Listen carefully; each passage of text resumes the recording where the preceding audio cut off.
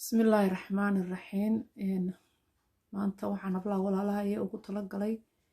in aan ugala faa'iideeyo runtii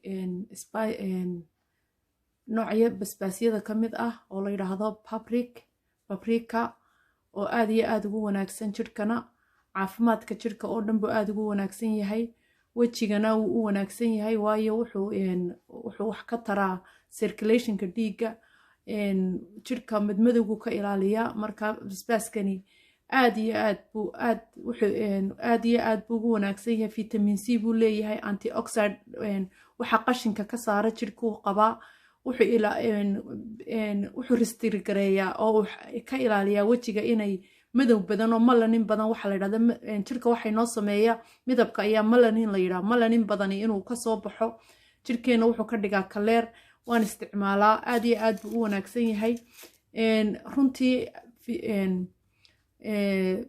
basbaaska noocan ka mid ah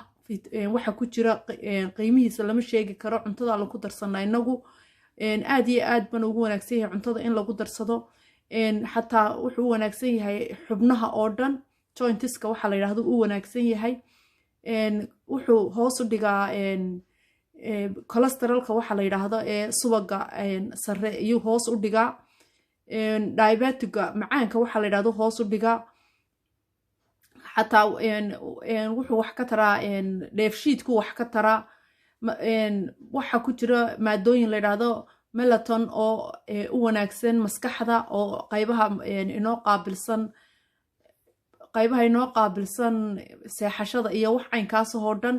marka vitamin B6 baa ku jira oo brainka iyaduba u wanaagsan marka waxaad isku daraysaa 2 qaado oo malabkaas ah iyo 1 qaado oo basbaaskaas ah basbaas maaha basbaaska casay ha soo iibsanin walaalayaal basbaaska casi waxbuu gubaa kan waa nooc ka mid ah basbaasyada laakiin waxa la yiraahdaa magac kale paprika qof walba isaga isku dhaxtara qof walba isaga jirkiisa ka og wuxuu ku yeelayo male wuxuu ku tara mooyaane malabka qofkii doonaya waliba inuu iska sii qaboojiyo wax dhibaato xataa sensation anigu ma dareemo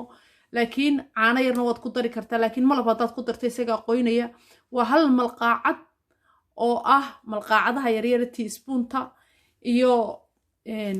waxaad isku daraysaa 2 malqaacadood oo malab ah qofkii aan malab haysanin syrup buu ku darsan karaa halkiisa malabka u gali karta kii kale caano ku qoysan karaaye meel u jooga oo haystaa marka waa dawo aad iyo aad u wanaagsan runtii wuxuu nutrition fara badan buu leeyahay skinku xataa maintain gareeya bal anu faa'iido badan baan ka arkay idinkuna ila eega wabillahi tawfiiq tahanigi baan ku shubay malqaacadna waxaan ku daray paprika ah wajigan ma weyna intaas ku filan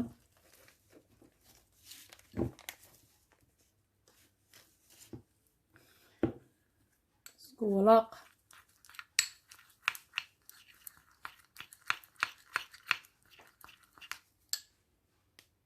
isdhex gal